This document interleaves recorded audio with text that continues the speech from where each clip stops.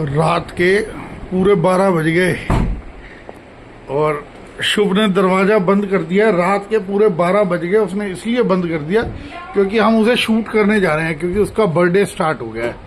कल उसका बर्थडे है। अभी मिडनाइट में सेलिब्रेशन होगा उसके बर्थडे का, और इसीलिए उसकी मम्मा बुला रही है।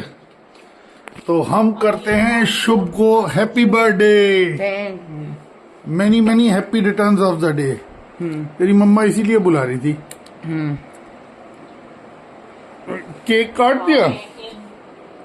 कल तो केक काटा था, रोज रोज केक नहीं काटेंगे। आज पेस्ट्री, कल फिर दोबारा केक काटेंगे। कल किसका बर्थडे सेलिब्रेट किया था? मेरे। कल भी तेरा सही, कल भी तेरा बर्थडे सेलिब्रेट हुआ था। तब बुआ केक लेके आई थी और मम्मा ये पेस्ट्रीज लाई है, और कल फिर दोबारा केक आएगा। Good morning. एक नया दिन, एक नया व्लॉग।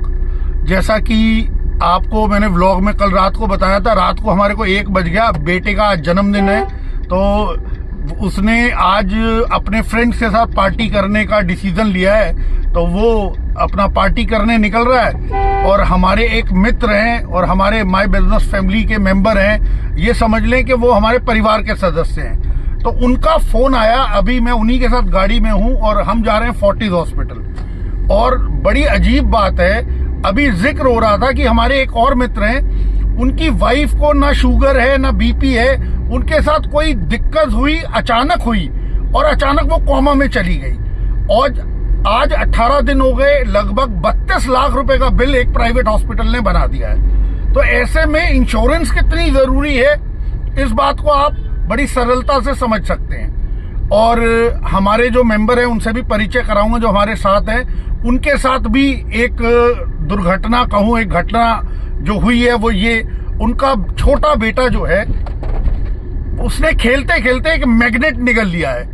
तो 2 दिन तक फोर्टिस वालों ने उन्हें आईसीयू में भर्ती रखा, जबकि किसी सिंपल प्रोसेस, हमने कुछ और डॉक्टर से बात की, उन्होंने कहा कि किसी और सिंपल प्रोसेस से उसे ये एक्सक्रीशन के थ्रू इसको ठीक किया जा सकता था।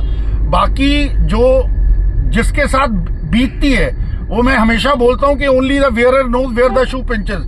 जिस तन लागे वो तन जाने। तो पंडित जी के तन लगा है, हमारे गुरु हैं हमारे एस्ट्रोलॉजी के, तो उन्हीं से पूछते हैं कि ये कैसे हुआ, और उन बेचारों ने इन 2 दिन में क्या क्या यातनाएं झेली। मैं इसे यातना ही बोलूंगा, क्योंकि जिसके तन लगता है वही जानता है। अभी बच्चे ने खेलते खेलते हुए एक मैग्नेट होती है, तो मैग्नेट निकल गया। मैं पहले विनायक हॉस्पिटल गया, वहाँ उन्होंने मना कर दिया कि यहाँ ये प्रोसेस नहीं हो पाएगा, आप फोर्टिस चले जाइए। तो मैं फोर्टिस चला गया। फोर्टिस में अभी तक 2 दिन हो गए मुझे आज, और 2 दिन से उन्होंने कोई ऐसी दवाई नहीं दी है। पहले तो हॉस्पिटल में जाकर के एडमिट कर दिया, और वो भी आईसीयू में। 2 दिन तक आईसीयू में रहा बेटा, जबकि उसको कोई प्रॉब्लम नहीं थी, कोई पेन नहीं था। लेकिन आज 2 दिन के बाद भी उन्होंने कोई भी ऐसी मेडिसिन नहीं दी है जिससे बच्चा मोशन कर सके और मोशन के द्वारा वो चीज़ बाहर आ सके। लेकिन आज भी हम इन चीज़ों से लेकर आज भी मैं इस चीज़ को लेकर के परेशान हूँ कि बच्चे का आगे क्या करूँ, कैसे मेडिसिन, किस तरीके से क्या चीज़ होगी आगे, कोई कुछ बताने को राजी नहीं है। फोर्टिस की बात कर रहा हूँ मैं, शालीमार बाग की। कोई रास्ता नजर नहीं आ रहा मुझे अभी तक, और सभी पेरेंट्स परेशान हो जाते हैं इस बात चीज़ों को लेकर के।